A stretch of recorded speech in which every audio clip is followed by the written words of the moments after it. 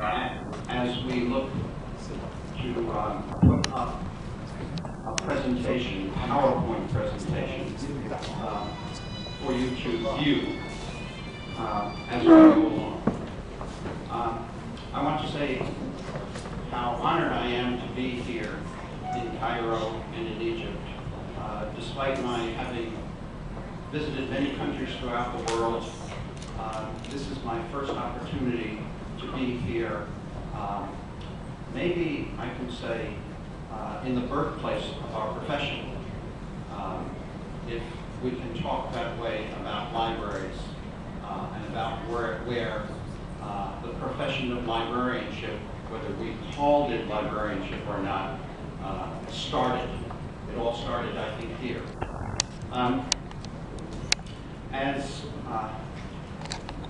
As you were told, I'm going to speak a little bit about academic librarianship. As I talked about what might be my topics here, Kathy and I talked about two different subjects. One I called the designing libraries for learning, academic libraries for learning. One I called a current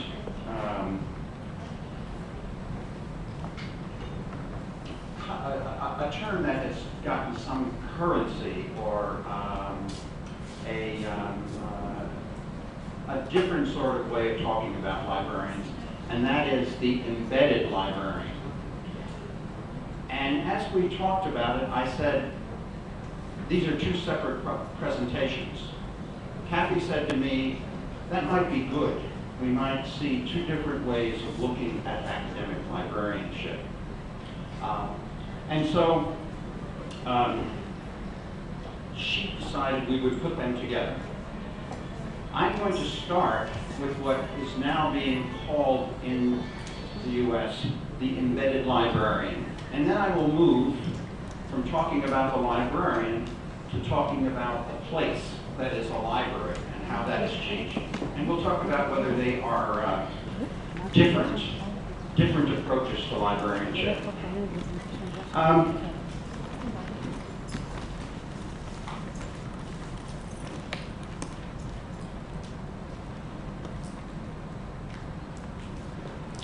So let's see what I mean by two different paths, and if these paths are irreconcilable, or perhaps where they might fit together in some fashion. Let's start with what I call the catchy characterization for what some would say is a new way of doing library business, the embedded librarian. And let me talk here about what I mean by embedded. I looked up on the internet a definition for embedded. And in something called the, online free dictionary, I found this definition. And that is that it's to fix firmly or to enclose in a snug fashion, or look down at that fourth definition, to assign a journalist to travel with a military unit during an armed conflict. The third one is probably, in my sense, a more relative one.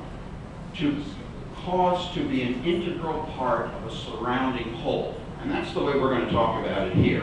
But I think that Wikipedia, the online collaborative encyclopedia, focuses on the last definition, the one with which I think most of us have become familiar, and that's the one that talks about the military and journalists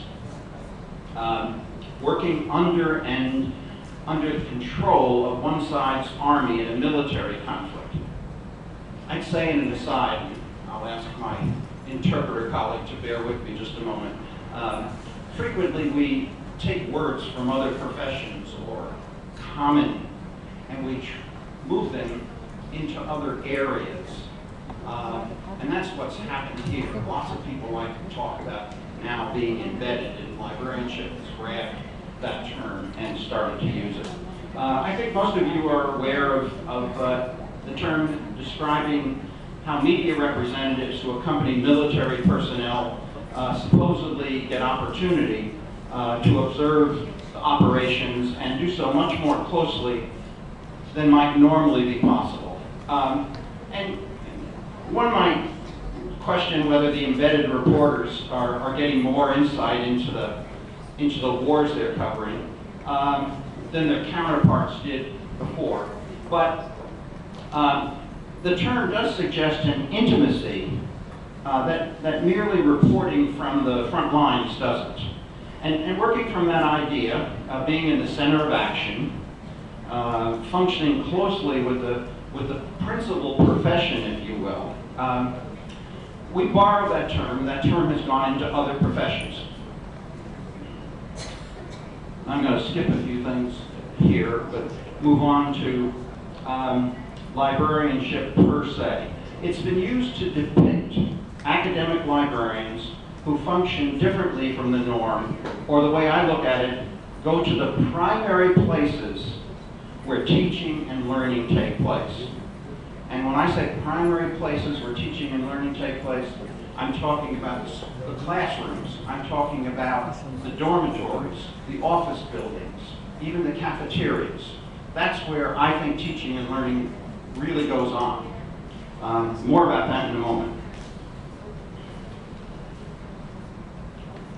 Looking through some of the literature on embedded librarianship, you'll find the term used in different ways. And one of them is here. This woman has pulled out 3 examples of academic embedded librarianship as she sees it. But only one of them is relevant in terms of the way I'm talking about it.